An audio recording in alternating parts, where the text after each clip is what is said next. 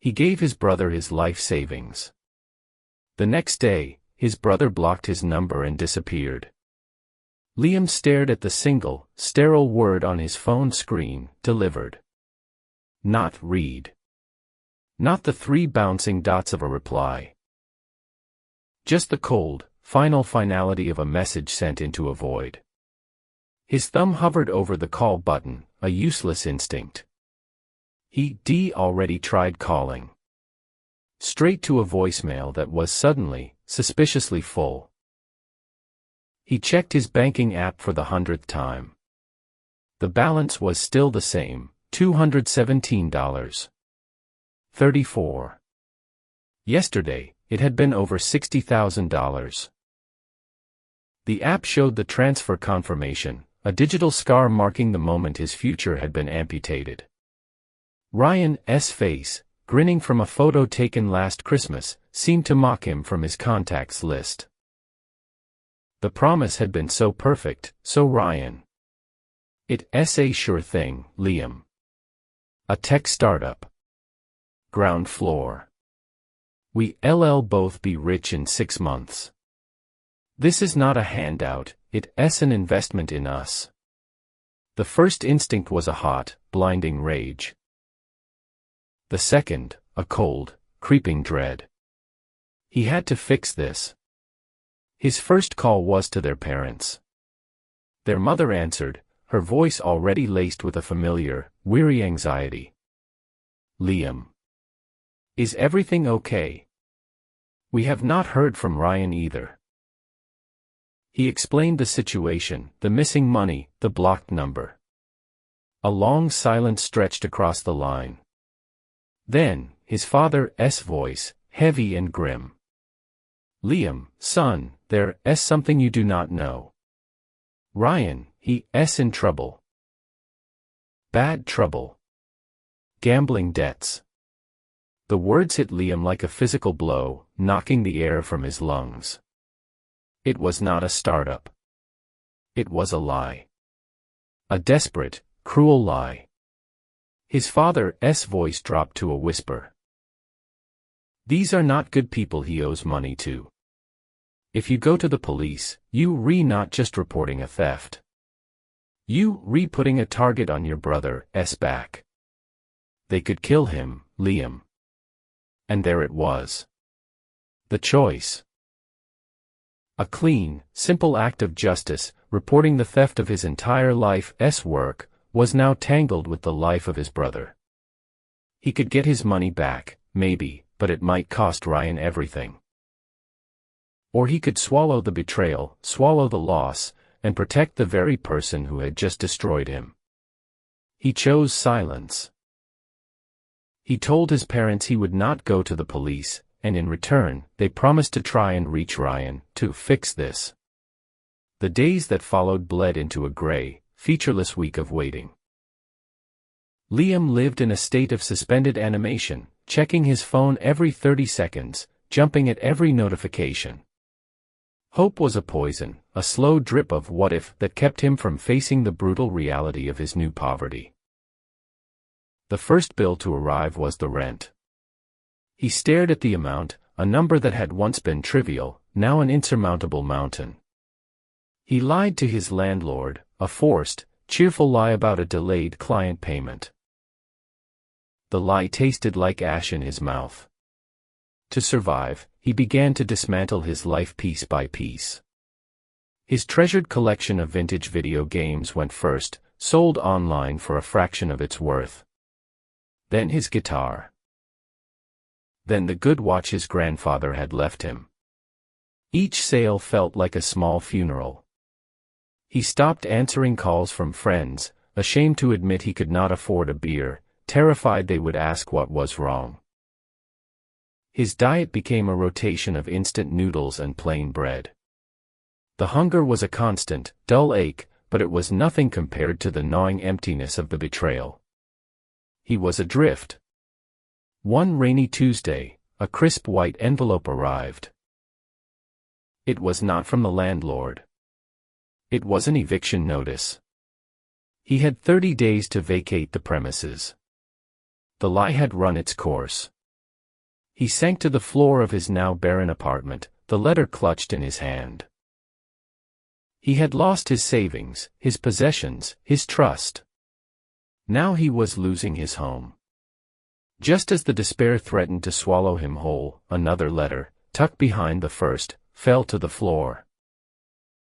It was from a different bank, a credit corporation. He opened it, his hands trembling. It was a final payment demand for a car loan. A loan he had co-signed for Ryan 3 years ago. A loan that was now, apparently, in catastrophic default. It was the car loan that broke him. Not with anger, but with a strange, cold clarity. He realized waiting was a fool's game. He had to find Ryan himself, not for the money, but for an answer. For a reason. He started digging online, a digital archaeologist sifting through the ruins of his brother's life. Ryan's social media was a ghost town, wiped clean. But people are never as careful as they think. Liam remembered a photo from years ago, a group shot at a concert. He found it on a friend's old profile. Ryan was tagged. His finger trembled as he clicked the tag, expecting a dead link. But it was not.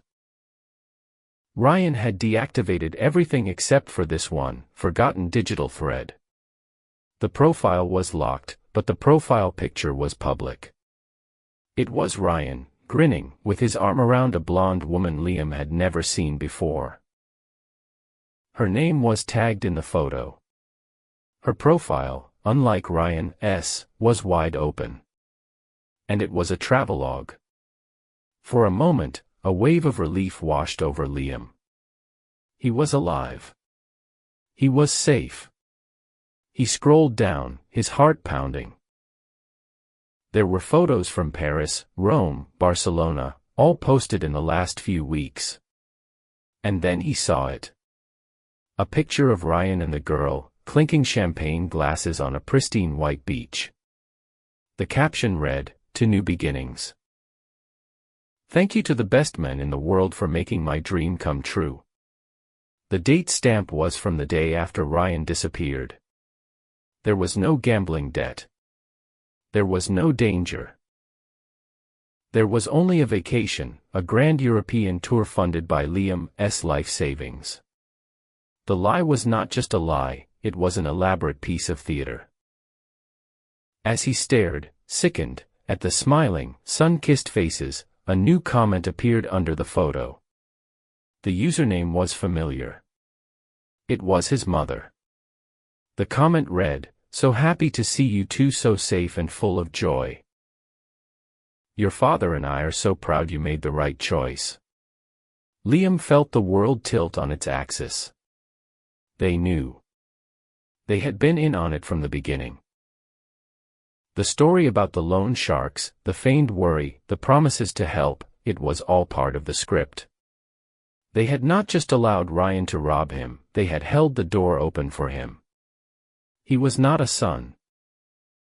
He was the family's emergency fund, a resource to be tapped and discarded. He was utterly, completely, and irrevocably alone. Sitting on the floor of his empty apartment, surrounded by the ghosts of his sold possessions, Liam did not feel anger. He felt nothing. A profound, chilling calm settled over him. For his entire life, he had been the responsible one, the good son, the safety net. He now saw that this was not a role he had chosen, it was a cage they had built for him. The choice in the beginning was never about saving his brother's life. It was a final test to see if he would put the family's narrative above his own survival.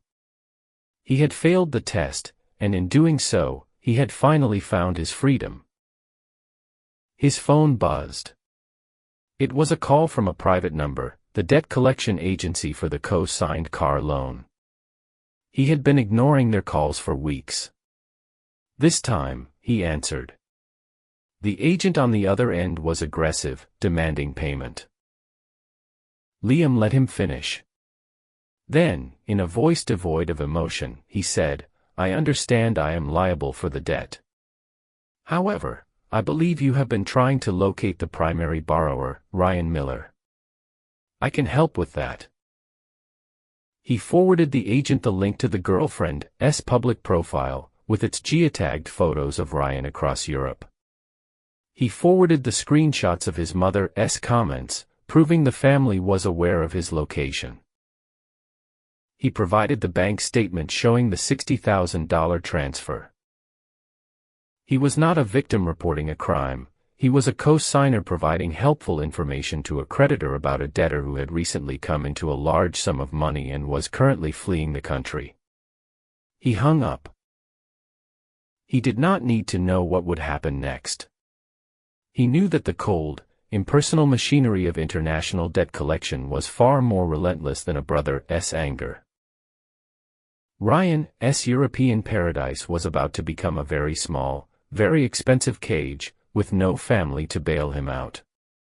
Liam stood up, walked over to his phone, and opened his contacts.